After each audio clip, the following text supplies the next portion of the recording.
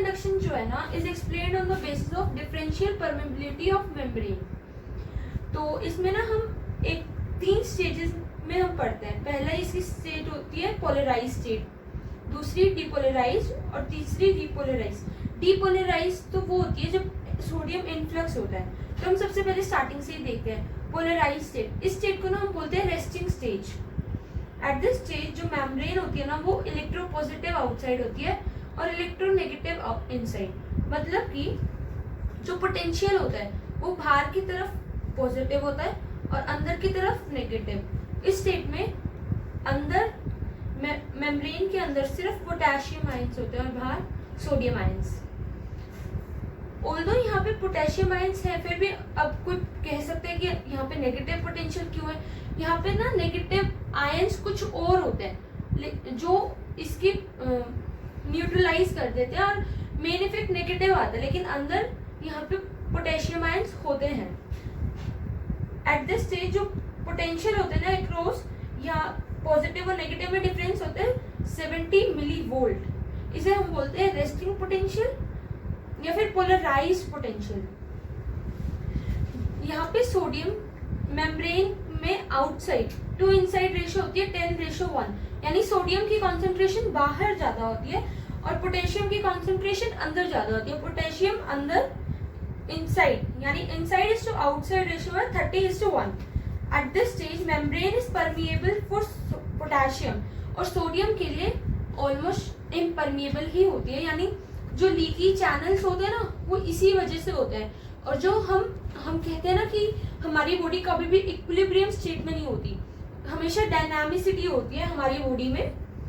तभी एक body living होती है, एक लिविंग स्टेट होती है। अगर यह ऐसे आ गया ना इक्विलिब्रियम स्टेट तो डेड स्टेट हो जाती है। लिविंग स्टेट होने के लिए डायनामिसिटी होना इंपॉर्टेंट है। इसलिए कुछ लीकी चैनल्स होते हैं जो पोटेशियम के लिए तो परमिएबल होते हैं लेकिन सोडियम के लिए ऑलमोस्ट इम्परमिएबल होते हैं। Sodium potassium active exchange pump जो होता है ना, ये जो पंप है is working at this stage, क्योंकि जो पोटेशियम बाहर चलेंगे उनको अंदर भेजना भी तो इम्पोर्टेंट है ताकि ये मेंटेन रहे हमारी। उसके बाद आता है डीपोलराइज स्टेट। जैसे किसी ने किसी को टच करा तो यहाँ से इम्पल्स सीधा ब्रेन के पास जाएगा। कैसे जाएगा? पहले उसी वक्त जैसे यहाँ पे टच हुआ यहाँ के सोडियम चैनल्स ओपन हो जाते हैं, सोडियम बाहर से अंदर की तरफ आ जाता है। देखो जैसे सोडियम अंदर आएगा तो अंदर क्या होगा, मेम्ब्रेन में जैसे यहाँ से ये ए साइड है, यहाँ से किसी ने इम्पल्स दिया, अंदर पॉजिटिव हो जाएगा क्योंकि सोडियम में अंदर आ गए। जो एनायनिक प्रोटीन्स थे उनका इफेक्ट कैंसिल हो जाता है और अंदर पॉजिटिव इफेक्ट आ जाता है। और हमें पता है कि इम्पल्स जो होता है पॉजिटिव तो नेगेटिव ट्रेवल करता है, तो जिससे यहाँ पे क्या होगा, सिग्नल जो है पॉजिटिव टू नेगेटिव जाएगा, फिर यहाँ पे नेक्स्ट चैनल्स ओपन होते जाते हैं, ऐसे इम्पल्स ब्रेन के पास जाएगा। और साइमल्टेनियसली क्योंकि ये इतना फास्ट होता है प्रोसेस, साथ में वापस भी तो आना होता है सिग्नल, तो बाहर भी ऐसे ही होता है, पॉजिटिव तो नेगेटिव ही ट्रैवल करता है सिग्नल। तो इसको हम हमेशा बाय डायरेक्शनल फ्लो बोलते हैं। जो लेकिन ये तब होगा जब आपको थ्रेशोल्ड स्टिमुलस मिलेगा। जैसे ही थ्रेशोल्ड स्टिमुलस मिलेगा सोडियम चैनल्स उस ट्रिगर जोन के ओपन हो जाएंगे और उस वजह से सोडियम इनफ्लक्स हो जाएगा।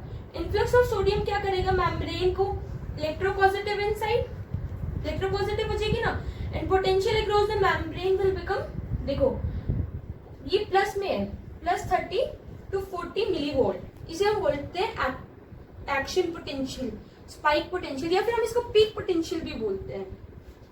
ये डीपोलराइजेशन के स्टेप में होता है। इसे हम एक ग्राफ से भी समझ सकते हैं। जैसे ही हमें कोई स्टिमुलस मिला, सोडियम चैनल्स ओपन हुए, सोडियम अंदर की तरफ आया, डीपोलराइजेशन हुआ यानी इनफ्लक्स ऑफ सोडियम, इसे हम बोलते हैं डीपोलराइजेशन। डीपोलराइजेशन होता ही यही है, influx of sodium.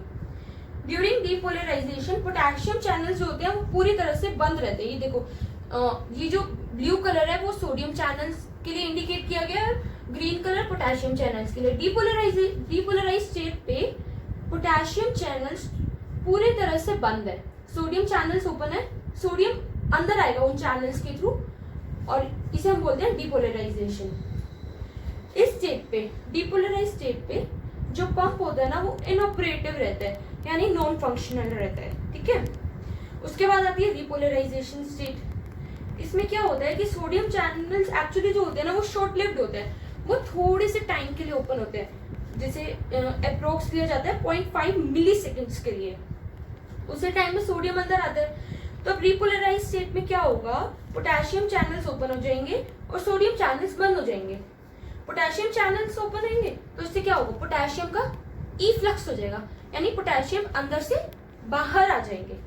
Efflux of potassium makes membrane electropositive outside and again electronegative inside, ठीक है।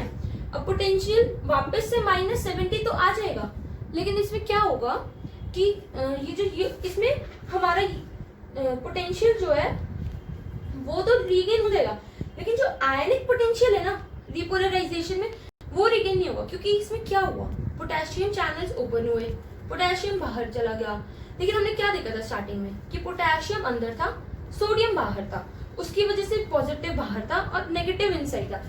अब हमारा पोटेंशियल तो रीगेन हो गया -70 मिलीवोल्ट, लेकिन हमारा जो आयनिक पोटेंशियल है ना वो रीगेन नहीं हुआ। अब क्या हो गया, पोटेशियम बाहर है और सोडियम अंदर है, लेकिन हमें दोबारा से स्टिमुलस लेने के लिए, अब कोई दोबारा से स्टिमुलस देगा, इम्पल्स तभी कंडक्ट होगा जब सोडियम एंटर करेगा नर्व के अंदर, ठीक है।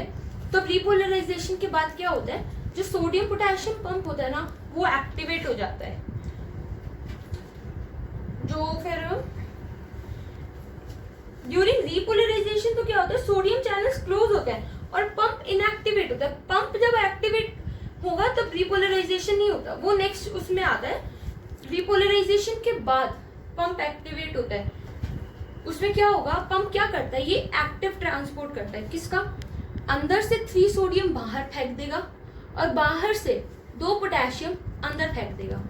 इसे हम बोलते हैं active transport. Sodium potassium pump repolarization के बाद काम करता है और क्या करता है, active transport. Active transport 3 sodium बाहर फेंक देगा और 2 पोटेशियम अंदर। इससे क्या हमारा क्या होगा, पोटेंशियल तो हम रीगेन कर चुके थे -70 मिलीवोल्ट का, लेकिन जो आयनिक पोटेंशियल है कि सोडियम बाहर होना चाहिए और पोटेशियम अंदर, वो हमारा रीगेन नहीं हुआ था। रिपोलराइजेशन में तो हमारा इफ्लक्स ऑफ पोटेशियम हुआ था ना, पोटेशियम बाहर चला गया था, लेकिन अब सोडियम पोटेशियम पंप एक्टिवेट होगा और वो वापस हमारा आयनिक पोटेंशियल भी रीगेन कर देगा, तो हमारा वापस अंदर पोटेशियम ज्यादा हो जाएगा, सोडियम बाहर ज्यादा हो जाएगा, तो हमारी मसल फाइबर दोबारा से नॉर्मल स्टेज में आ जाएगी, स्टिमुलस रिसीव करने के लिए एक्टिवेट हो सकती है। तो हम एक तरह से ये मान सकते हैं कि जो इनफ्लक्स ऑफ सोडियम है वो तो एक तरह से पैसिव हो गया है ना, कि ये अपने आप ही अंदर आ जाएंगे। इफ्लक्स ऑफ सोडियम एक्टिव हो गया, क्योंकि सोडियम को बाहर फेंकने के लिए सोडियम पोटेशियम पंप को काम करना पड़ा ना, और ये काम करता है एटीपी यूज करके, एक्टिव ट्रांसपोर्ट करता है, तो सोडियम बाहर फेंकने के लिए इस पंप को काम करना पड़ा, यानी इफ्लक्स ऑफ सोडियम हो गया एक्टिव ट्रांसपोर्ट। अब इफ्लक्स ऑफ पोटेशियम क्या हो गया, पोटेशियम तो खुद ही बाहर चला जाएगा रिपोलराइजेशन होते ही, तो वो तो पैसिव हो गया, लेकिन पोटेशियम को अंदर लाने के लिए पंप को काम करना पड़ा, तो इनफ्लक्स ऑफ पोटेशियम एक्टिव हो जाएगा, क्योंकि sodium potassium pump active transport करता है, एटीपी का यूज करता है, क्या करता है, 3 सोडियम को बाहर फेंकता है, 2 पोटेशियम को अंदर लाता है, तो इस प्रोसेस को हम बोलते हैं रिपोलराइजेशन। और एक और बात याद रखने की इसमें होती है कि जो सोडियम चैनल्स होते हैं ना वो ओपन होते हैं अप्रोक्स 0.5 मिली सेकेंड्स के लिए, और जो पोटेशियम चैनल्स होते हैं वो 1.5 to 2 मिली सेकेंड्स के लिए ओपन होते हैं, यानी पोटेशियम चैनल्स थोड़े सोडियम चैनल्स के कंपेरेटिवली थोड़े से ज्यादा टाइम के लिए ओपन होते हैं। अब इम्पल्स कंडक्शन में हमें ये भी याद रखना होता है अच्छे से कि इम्पल्स हमेशा पॉजिटिव टू नेगेटिव ही ट्रैवल करेगी। जैसे यहाँ से हमें स्टिमुलस मिला तो अंदर सोडियम पहुंच गया, अब अंदर सोडियम भी है, पोटेशियम भी है, तो जो एनायनिक प्रोटीन्स थे उनका इफेक्ट कैंसिल हो गया, तो अंदर पॉजिटिव हो जाएगा, तो पॉजिटिव टू नेगेटिव ऐसे ट्रैवल करेगी हमारे इम्पल्स, ठीक है। और एक इसमें ये भी चीज होती है कि रिफ्रैक्टरी पीरियड। रिफ्रैक्टरी पीरियड वो होता है जब हमारी मसल रिलैक्स कर रही होती है, एक होता है एब्सोल्यूट रिफ्रैक्टरी पीरियड, जब आपको स्टिमुलस मिला, लेकिन किसी भी हालत में वो रिफ्लेक्स मतलब ट्रांस इम्पल्स कंडक्ट होगी ही नहीं, इसे बोलते हैं हम एब्सोल्यूट रिफ्रैक्टरी पीरियड, ठीक है। और जो रिफ्रैक्टरी पीरियड होता है ना, उसमें ये जो हाइपर पोलराइजेशन, कई बार हमारी फाइबर ना हाइपर पोलराइज हो जाता है, तो इस पूरे इसको हम बोलते हैं रिफ्रैक्टरी पीरियड। और जो इन दोनों का डिफरेंस टाइम होता है ना, यानी हाइपर पोलराइजेशन वाला टाइम, इसको हम बोलते हैं रिलेटिव रिफ्रैक्टरी पीरियड। तो और हमारी बॉडी में dynamicity for a living state is very important. अगर बॉडी में डायनामिसिटी होगी तभी वो लिविंग स्टेट में होगी, otherwise a body would not be in living state. So ये था generation and conduction of nerve impulse.